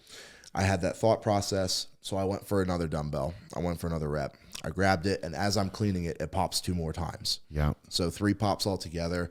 And the second that I take my stabilizing hand off the dumbbell, just shooting pain up my arm, like all the way up my arm. I go for the press. I don't get it. And that was about the whistle blew. And my old wrestling kind of like the ingraining of pro wrestling came in, because if you watch the clip of me doing that, I actually look at the medical assistant and I cross my arms like that, because in pro wrestling, this means somebody's really hurt. Okay. And the medical staff needs to come down and take care of them. Yeah. So if you watch the clip of me doing that, I actually look at the medical staff and like my arm is down here and I go like that, like something's actually wrong. And they essentially take my arm, they ask me what I'm feeling, what's going on, when did it happen, all of that good stuff. They scan my arm, and it turns out that I tore my distal bicep tendon almost completely off the bone. Yeah. So dead armed, couldn't really move it or bend it. And fun fact, through that experience, looking back at it, this was a nightmare to deal with. But the guy, the medical director who told me that, said it's about 95% of the way off the bone. It's holding on by a thread. That thread's not going to hold. So at some point tonight in your sleep, you're going to move and the rest of it's going to go. And it's going to be painful. Interesting. And sure enough, it did. Really? 3 o'clock in the morning. He called that. Yeah, he called it. Okay. It was like 3 o'clock, like 3:30 in the morning. I remember just waking up in agonizing pain. Oh, that's not fun. Yeah. That was awful. Man. That was awful. And it was soul crushing to me. Of course. It was soul crushing to me because it was my rookie year. I was on a tear. I was doing great. This is my first injury. This is my first major injury in strongman. Yep. It happened at World's Strongest Man. The reason why I train as hard as I do, of course. But there was a lot of stuff that not a lot of people knew about pertaining to this. I didn't have a very stable work. I didn't have a very stable job at the time, so money was very inconsistent. Of course. And there was a couple of times where I was actually living in my car. Man. Yeah. Leading up to the World's Strongest Man. Yeah. Wow. And it wasn't easy. Times got really hard, man. Yeah. I remember this is kind of why I don't take, like, I react harshly to excuses. I really do. Because, and I'll give you a perfect example. Leading up to World's Strongest Man, I had no money in my bank account, and I was scavenging through my car looking for change. And I was hungry, and I needed gas. And I thought to myself, I can either get gas and go to the gym and train, or I can stay here and I can get food. I found $4.11 in my car. I put $4.11 into gas and I went to the gym. That's crazy. I have chosen to go to the gym and train over eating. So until somebody is at that level of like that level of desperation, don't talk to me about your excuses. Yeah, well, your excuses are invalid. 100%. Right. And you've lived it. You've lived it. Those moments. Yeah. That's crazy. I did not know that going in. But I mean, it's, to put that into it and have it go so well up to that moment, now that is very crushing. Right. It's very real, very crushing. Yeah, because I remember one of the first things that I thought of was how am I going to eat next week? Yeah. Yeah. It was not easy. Yeah. And this would also hurt my ability to find a job because now I only have one arm. Yeah. And you got to heal from that. Yep. That's not going to be easy. Yeah. So it's more adversity, man. Yeah. More adversity. And you bounce back. And I remember telling you, even at that contest, I said, look, I've been through it, right? If I can help you out, like different recovery, whatever. Yeah, I remember that. And it's not fun to go through, man. It really knocks you down. And it's something that in every instance, when it does happen, it's tough, right? It's tough. And especially in that moment. And I guarantee it made you stronger. I would agree. It did. I would agree. Yeah. So you got through it. You got through it. You found a way. Yeah. You found a way. This is the type of person that I am. And I want to start this by saying I don't condone this. Don't do this. This is the type of person that I am. The day after I got my bicep tendon reattached, I was in the gym squatting. Yeah. So was I. Exactly. Yep. You get it. I do condone it. It says something about you, man. I had a safety squat bar. Yep. Safety squat bar. And it was, I came back and I could not get in there soon enough. So kudos to that, brother. I love it. And I do condone it. So, the reason why I don't condone it is because a lot of that I kind of contribute to the reason. And it's actually funny because everybody always looks at my arms. I've torn both my biceps. And the one on my right arm is what a scar should look like for that surgery. The one on my left arm that I got from 2020, it looks like someone took a hatchet to my elbow. Yeah, a little bit. Yeah. So why is that? Oh, it's because the stitches got pulled apart and sweat got in the wound, which actually caused a minor infection, which is the reason why I have a giant gash on my elbow now. Interesting. Yeah. So the sweat is from the gym? Is that what you're saying? You don't condone? Okay, 100%. That's why I say, well, you need to keep it clean. What are you doing? That's one of the mistakes that I made, Brian. Okay. Obviously. Mine's fine. It's normal. Yeah, it's okay. Well, it must be nice. Yeah. Well, I mean, try to keep it sanitary, bro. Okay. Yeah, 100%. Anyway, well, I learned my lesson because now you see that my right arm doesn't look like I was attacked by a it's better. Lawnmower. Hey, bro, you got an interesting scar. They all tell a story. That's definitely a story right there. Yeah, it is. It is for sure. Yeah. You want to hear something really gross? Yes. All right, so it's starting to get infected. Like visibly, I can tell. Like it's kind of warm. It's starting to like protrude a little bit. Okay. I can tell that there's something going on there. Yep. And one night, I'm at a commercial gym and I'm doing my safety bar squat, and I'm doing 500 pounds and I'm just doing sets of 5. Okay. And I'm doing my reps 1, 2, 3, 4, and on 5 I go all the way down, and as I come out of the hole and I start driving up, I feel my left arm get really, really warm, and I'm like, that's not what squats are supposed to feel like. No. So I rack it, and then as soon as I rack it, I step out, I look at my arm. My arm is covered in blood. Oh. And the floor below me is covered in green pus. That's disgusting. I said it was gross. Yeah. Hey, okay. So green pus and blood. Yeah. Awesome. And there was actually chunks on the floor in the green pus too. Chunks? Chunks, yeah. So did it, I'm assuming it burst open? 100%. Yeah, the pressure of me squatting actually made my surgery scar explode. So did you have to go back in then? Or Yep. what? And get like an antibiotic done? I got an antibiotic. They cleaned it out, and they pretty much said, hey, shithead, let this close this time before you go back to the gym. Yeah. Man alive. All right. Yeah. Chunks. That's impressive. I'm talking about chunks like the size of a How much did it dime. open? How much? all the way, like right there. Wow. And So right did they there. have to sew it back up or no? No, they didn't have to sew it back up. Is that why it scarred the way it did? I'm assuming. Right, right, yeah. It's really, for those who can't see, it's really, really long and pulled apart. So kind of, yeah. Let it close before you get sweat in there and go back to the gym. Yeah. That's yeah. I don't even know what to say more than that, but yes, follow that advice. Yeah. But I remember getting into the mindset of that was my first World's Strongest Man. That's how it's going to go down in history, and I'm not happy about that at all because I'm on the verge of getting to the final my rookie year. Yep. And now I'm injured, and I'm done for the rest of the year. And then I remember that injury actually cost me a spot at the first Shaw Classic. It did. You invited me to that. That's right. Yeah, it did. It did. Yep. Yeah, so I was super bummed about that. And yeah, of course. Naturally you would be, man. Right. You know, but right. You're coming back and so how long did it take in the healing process before you felt like you were back, you could go for it, it wasn't affecting you mentally? Mentally, I will say this. I was never mentally really affected by any of the events. I was able to go to, as soon as my arm felt good and I wasn't pushing it, I was able to get under a circus dumbbell like it was nothing.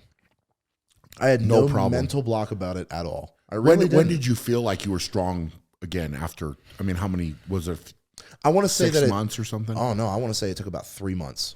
So you were pushing pretty hard. I was pushing it, yeah. I was pushing it really hard. Because you needed to go, I'm imagining you're feeling pressure, like I got to get back to it here. 100%, yeah. 100%. I'm feeling the pressure. I'm feeling almost the expectation of not only from myself, but from like everybody who's seen me perform thus far. It's like, this guy is capable of great things. He just needs to. So now I'm like, okay, well now I need to hone it in. Yeah. So yeah, I'm training like a madman. I think I'm overhead pressing out of the rack like 430, 440, 3 months after surgery. That's crazy. Yeah. I mean, it's crazy. That's pushing maybe a little bit too hard. I don't know if I condone that, but yeah, it's what you did, I do condone it. Yeah. Okay, we can go back and forth with that. That's fair. So you're back to competing, and then I'm imagining you're really setting your sights on Worlds in 2021. Yep. Right? Yep. I was invited to Worlds 2021. And that was my marker. That's where I wanted to push really hard. I focused all my energy and attention on it. So I went after it. It was the first competition of the entire year. And I had already spoken to Darren Sadler, and he had offered me an opportunity to compete at Giants Live in 21. So I had another competition lined up afterwards. And I was getting ready for 21. I felt so good getting into it. Everything was going great. You came out to train with me too, right before. I did. Before. I did. Yeah. That was the first time that I actually got to come out to Colorado too. Yeah. Yeah. I remember that. And you were looking good too, man. I felt really good, man. We had talks about that. And so what happened with 21? Unfortunately, I succumbed to what can only be described as some kind of food poisoning or stomach virus. Yeah. And it got to the point where, I mean, you remember seeing me the second day that we were there just doing media and stuff like that. I actually missed the rules meeting because I was in my bed in my hotel, just literally only getting up to throw up. That's or horrible. have like the worst violent diarrhea ever. It was bad. I lost 40 pounds in 3 days. Yeah, that's really nasty, man. Yeah. I remember I couldn't even drink water because the second that I would try to swallow, it would make me throw up. Yeah. I remember all throughout the night, multiple times I would get so like cold, violently shivering and shaking. Yeah. I would actually get into the shower, turn the water on all the way, and just sit there. Just to try to warm up. Yeah. It was awful. It was hell, man. People don't realize.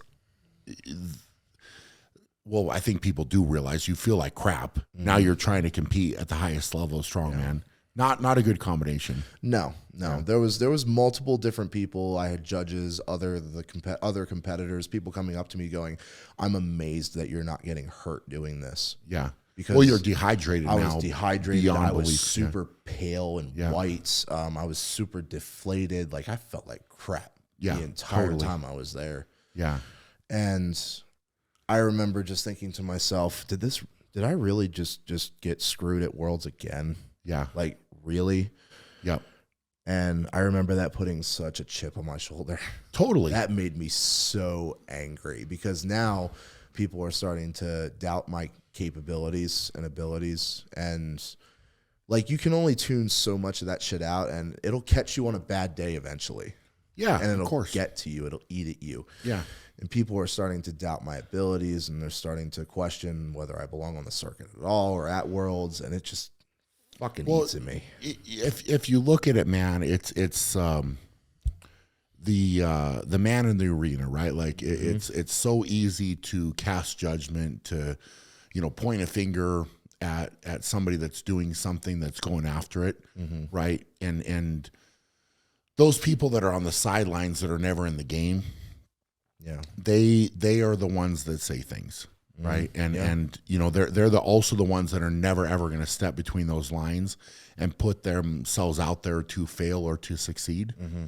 And you have to remember that. You have to remember that what they say doesn't really hold a lot of weight, right? So one of the things that I said before is I will not take criticism from somebody I would not ask for advice. I like that. Right. So, and if you remember that, it'll take you a long way. Right. So you see comments, and now it's more readily accessible than ever for people to make comments and people to make whatever it is, right? Critique videos and this type of thing. Right. And they're all going to say, well, Evan this, Evan that. Right. Well, those people aren't with you. Those people aren't in your shoes. Those people aren't walking down the path. And most of them that are making those type of comments have never put themselves out there to succeed or fail or been in that situation. Right. Right. So there's no reason to really put a lot of weight into what they're saying. And I think that for you going through what you've gone through, not only in 2021 with that whole situation, but also in 2022, right? World's Strongest Man, the same thing. So now it's this string of World's Strongest Man, you're going in and having these things happen, whatever they might be, right? Injury, sickness, and then it was anaphylactic shock. Is that, which is so strange. Yeah. So strange for you. And again, you're walking in and you're coming back. But the thing is too, man, that you have to remember with yourself is through all of it, you haven't given up, right? And you haven't thrown in the towel, and you're still stepping up and saying, look, I'm coming. I'm bringing it. I'll be ready, right? So that's what's important for you to remember. That's all I'm saying, right? So to all the people that may cast judgment or throw this opinion around, whatever, who cares? Yeah. Right? Who really cares? And I think that, going into World's Strongest Man this year, it's important for you to remember that too, because it doesn't really matter, right? Like, they're going to have an opinion, but at the end of the day, man, opinions, everybody's going to have an opinion, right? They're going to come with this opinion. And for you, as you evolve and as you get better and as you get further into your career, those opinions they're really not going to hold a lot of weight. And what somebody said in 2021 or 2022, eventually when it's years down the road and you've been able to have more success and you've done more things, those people that made that comment in 2021, I mean, look at me, man. There's people that made comments about me back in, they were doing articles and different things about me in 2006, right? And people were like, oh, Brian's nothing. Like, he's not going to do anything. He's never going to amount to anything. If he was going to do something, he would have already done it. Literally, that was the comment.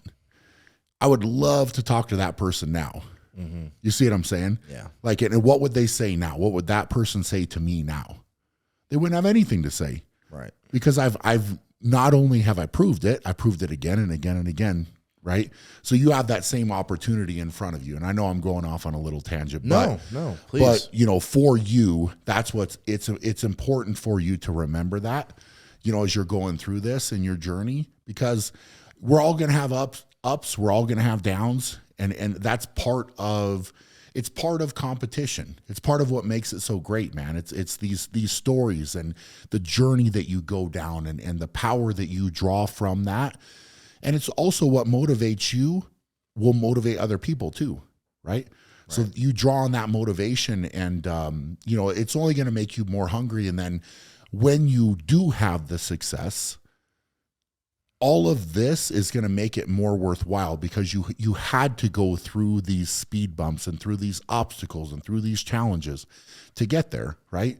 So if it came easy, if it all fell together naturally the very first time you touch something, would it be as rewarding? Right? It probably wouldn't be, right? So your story is unique to you, and you have to remember that. So, you know, I want you to keep that in mind. But, you know, going through, you know, 2022 is a whole different animal, right? Like, you're coming in and now you've got this weird anaphylactic shock. You're going off. And I remember thinking to myself, like, man, it's just crazy. It's crazy to deal with, you know, at the same time, right? So how did you feel coming out of that? Angry. More anger. Yeah. Yeah. I would say definitely more anger, because I work so hard. I really do. Like, I give everything that I have to this sport, to be the best that I can be, to be as strong and as fast as I possibly can be. And I would have no issue if I went to Worlds and I got beat. I wouldn't have a problem with that, because I would be able to look at where I lacked and be able to move forward and make myself better and come back next year better. Yep.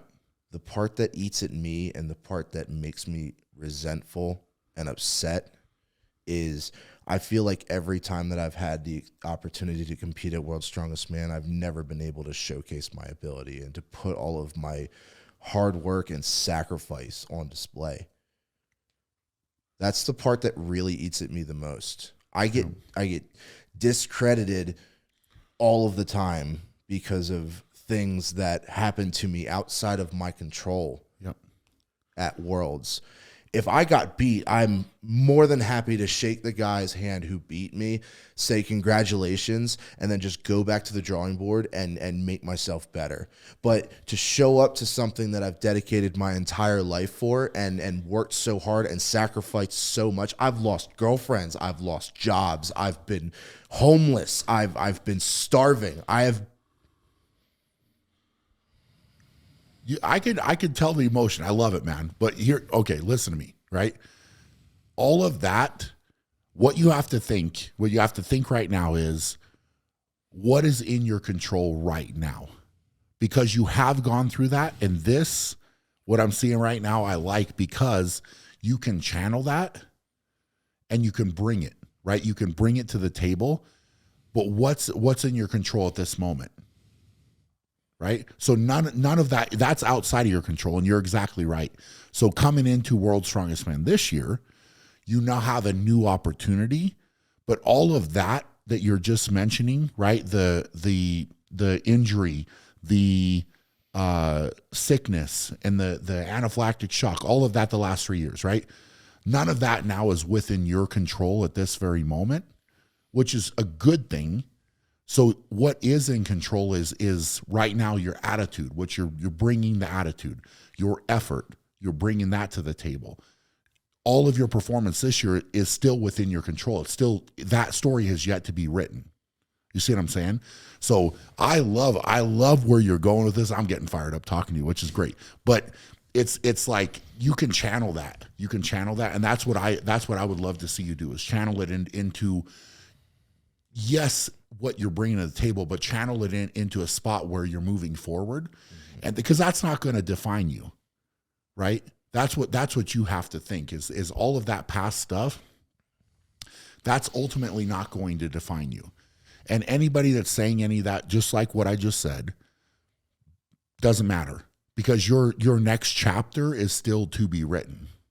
Do you understand what I'm saying? Yeah. Right. So you have that opportunity.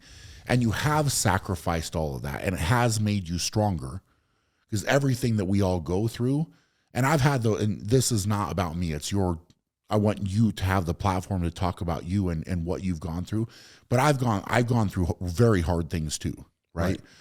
And those moments make you stronger. They will make you stronger. 100%. They will. I can tell, man. Right? So you're a success story because what you have gone through has got you to this point. Right? So instead of thinking about it in a negative way and having it negatively impact you, now let's flip the script on it a little bit and go more toward a positive, where you're going to be in a positive spot now because you're thinking about what you can control, right? And you can control all of it, man. It's still all the scoreboard's at zeros, right? Right now, we've got a couple weeks here leading up, and the scoreboard's still at zeros. You see what I'm saying? Yeah. So that opportunity is still in front of you, which is exciting, you know. So that's what I want you to think about. I want you to think about that. And I mean, man, it's crazy. It's crazy to me what you've gone through, what you've had to overcome, and you know, the fact that you've come from all of that and you're here now where you are. It's amazing. It's awesome, right? It's great. And I think that you have to be okay with that it's great that you've got to this point where you are, and know that you're enough, right? That you're enough in this moment, you're enough, and that there's a lot of people that will draw inspiration from you, from what you've gone through and this story. And I'm hoping a lot of people listen to this, man, and they can take something away from it with what they're going through, what they have gone through. Because at the end of the day, man, you are in a position where you can be an example to a lot of people as well. And that's huge, man. It's huge. And that impact, you know, for whatever reason, all the stuff that you've had to go through, that impact can be huge, right? And so you have to think that way too. But you know, positive vibes going in, right? Because all of this World's Strongest Man stuff, at the end of the day, the years are going to go by. They are, right? So you get caught up, and I know it seems like this huge thing at the moment, because it is a huge thing. But the only real positive thing that is awesome, really, is that there's always another chapter. There always can be another chapter, right? So, you know, ultimately, yes, the first three maybe didn't work out the way that you wanted. You didn't get to put it all on display, but now you can. Right. So I think I know I'm kind of talking a little bit more about that, whatever, but I think that it's important for you to be able to embrace that as you're going in. And I think that it can be great, man. I mean, you have to be feeling good. Yeah. You have to be feeling good. I feel dangerous. Yeah. I do. Yeah. Which is awesome, man. I mean, we've had a great training here. Absolutely. Which is awesome. And I got to see all of that on display too, which is awesome. So it's one of those things where you should be excited. I mean, do you feel excited? Absolutely. Yeah. I mean, it's the Super Bowl of our sport. It's the reason why most of us got into pursuing this at such a hard and intense level. Yeah. Is going to World's Strongest Man. I mean, I mean, for God's sakes, the wallpaper of my cell phone is literally that trophy. Yeah. I see that every time I unlock my phone. Yeah. I live for this. This is awesome, what man. I want. This is what I want to do with my life. Yep. Well, you're doing it. Yeah. It's not what you want to do. It's what you're doing. Yeah. It's awesome. I wouldn't want to be doing anything else. No. Well, I think that's a great stopping point, man. And I'm excited for your next chapter. I'm excited for the potential, right? What you can do. And I think that you should be excited about that too. And I think anybody that listen to this can take away a lot, honestly. I think they can take away a lot of inspiration. I think they can take away a lot from you, from your story, from what you've had to go through. And, you know, at the end of the day, anybody listening could look themselves in the mirror and say, look, I can be better too, right? And I can overcome this. And you know, at any time, I think it's important, you know, with some of the topics that were a little bit deeper that we got into, I think it's important for people to realize that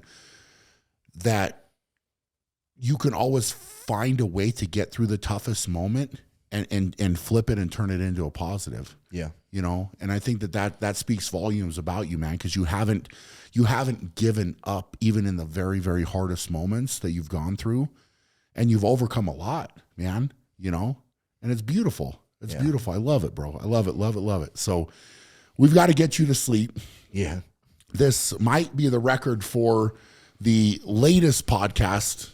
World record. No, not might. It is. It is. It is literally, Evan has set the record for the latest podcast we've ever done, but I was not going to let you go home without getting this in, man. And I'm super, super glad and thankful that you shared everything that you did here, because it's not easy to do. It's not easy to share that stuff and, you know, to talk about those things, but those stories will help people.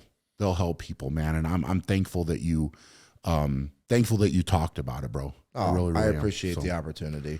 And can I just say before we do our sign off, I just want to say that it means the world to me. And I know I'm going to speak for myself, but I know the other guys feel the same way. It means the world to me to be here, sitting down and talking with you and training with you, going out to eat with you, spending time with you and your beautiful family. And it, on a very personal level, it means the absolute world to me that I'm going to be able to share the field with you at your last Worlds. That's something that I will cherish just as much as any title. I love it, bro. That means a lot to me, man. Thank you. Thank you. Thank you. All right, guys, we're going to wrap it up there. If you're not following Evan, please go give him a follow. Your social media. I am on Instagram. I have Evan_T-Rex_strongman, and I'm also on YouTube, Evan T-Rex Singleton. Perfect. Go check him out. Give him some love. Appreciate you guys. Hope you all doing amazing. For now, go out and be great, and we'll check you guys later.